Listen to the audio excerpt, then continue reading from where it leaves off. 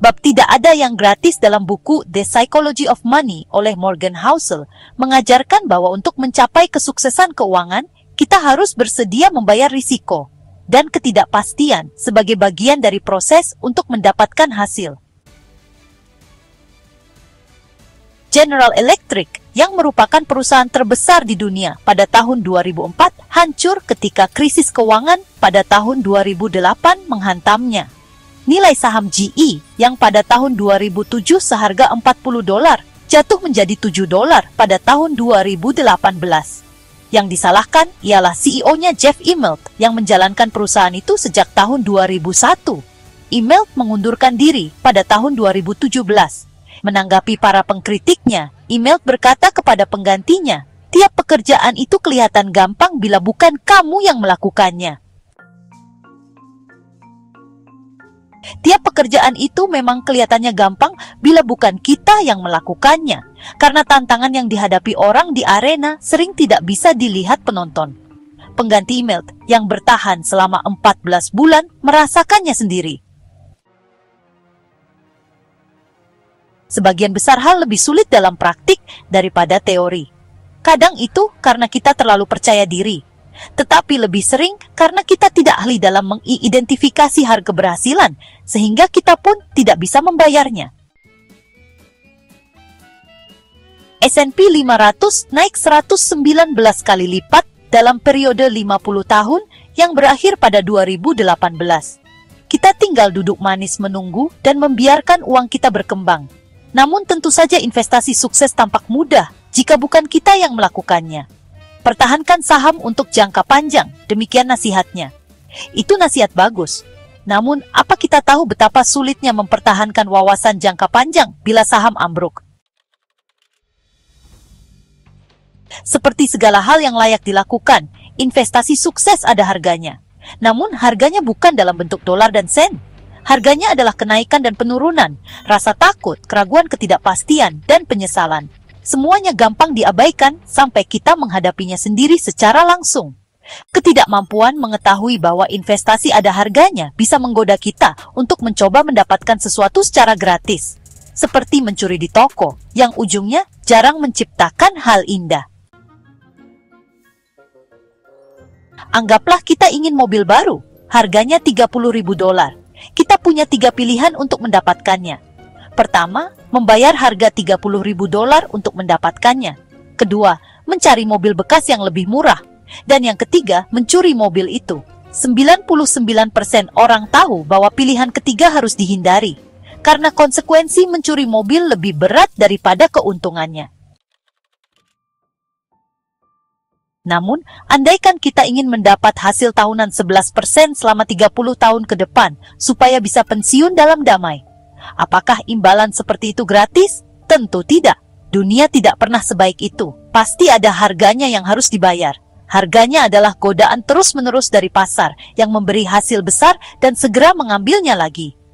Termasuk dividen hasil Dow Jones Industrial Average yang sekitar 11% per tahun dari 1950 ke 2019 yang memang bagus. Namun harga keberhasilan selama periode itu sangat tinggi. Bagian abu-abu di grafik menunjukkan masa ketika hasil itu setidaknya 5% di bawah hasil tertinggi. Itulah harga hasil pasar, biayanya, harga tiket masuk, dan itu menyakitkan. Nah, berikut ini bagian pentingnya. Seperti mobil tadi, kita punya beberapa pilihan, yaitu kita bisa membayar harga itu, menerima naik turun harga dan goncangan. Atau kita bisa mencari aset dengan ketidakpastian lebih sedikit dan hasil lebih rendah seperti mobil bekas. Atau kita bisa mencoba sesuatu seperti mencuri mobil, yaitu mencoba mendapat hasil sambil menghindari kenaikan dan penurunan. Banyak orang yang mencoba pilihan ketiga dalam berinvestasi, seperti maling mobil. Tentunya dengan mematuhi hukum yang berlaku, mereka membuat trik dan strategi untuk mendapat hasil tanpa membayar harga. Mereka membeli dan menjual. Mereka mencoba menjual sebelum resesi dan membeli sebelum harga naik. Sebagian besar investor dengan sedikit pengalaman pun tahu bahwa naik turun harga itu nyata dan lazim. Maka banyak yang melakukan apa yang tampak seperti tahap logis berikutnya, yaitu mencoba menghindarinya. Namun para dewa uang tidak menyukai mereka yang mencari imbalan tanpa membayar harga. Beberapa maling mobil memang akan berhasil kabur, tetapi banyak yang kena tangkap dan dihukum. Begitu juga dengan investasi. Salah satu kelemahan GE terjadi sejak era CEO Jack Welch.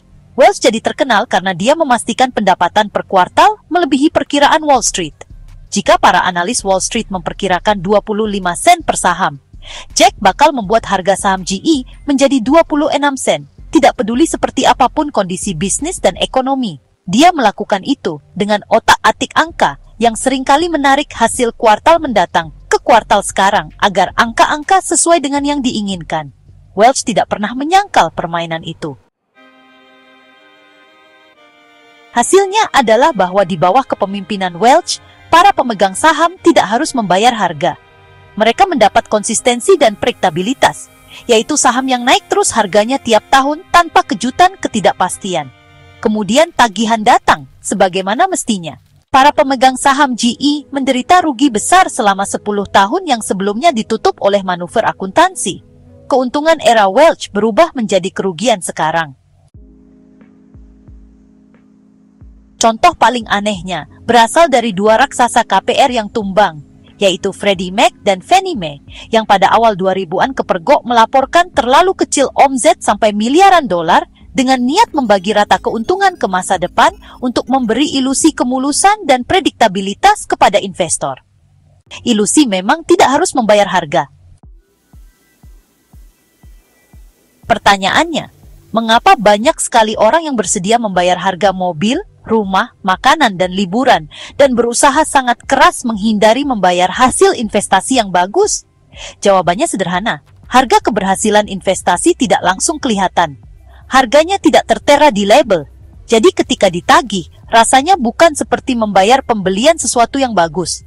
Rasanya seperti denda karena berbuat suatu kesalahan. Dan sementara orang biasanya mau-mau saja membayar harga denda itu, mestinya dihindari. Kita dianggap harus membuat keputusan yang membuat kita menghindari denda.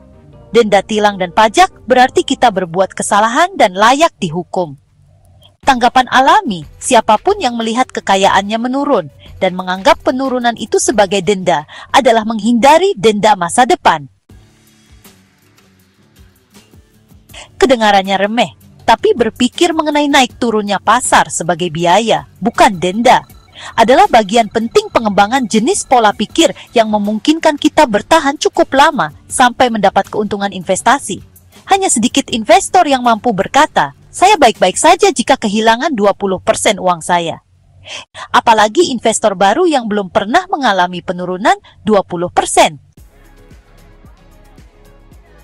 Tiket Disneyland memang berharga $100. Namun, kita mendapat satu hari luar biasa bersama anak-anak yang tidak akan kita lupakan. Tahun lalu, lebih daripada 18 juta orang menganggap biaya tiketnya layak dibayar. Hanya sedikit yang merasa $100 itu hukuman atau denda. Imbalannya jadi jelas kalau kita tahu kita membayar biaya. Sama saja dengan investasi, di mana naik turunnya nilai selalu merupakan biaya, bukan denda.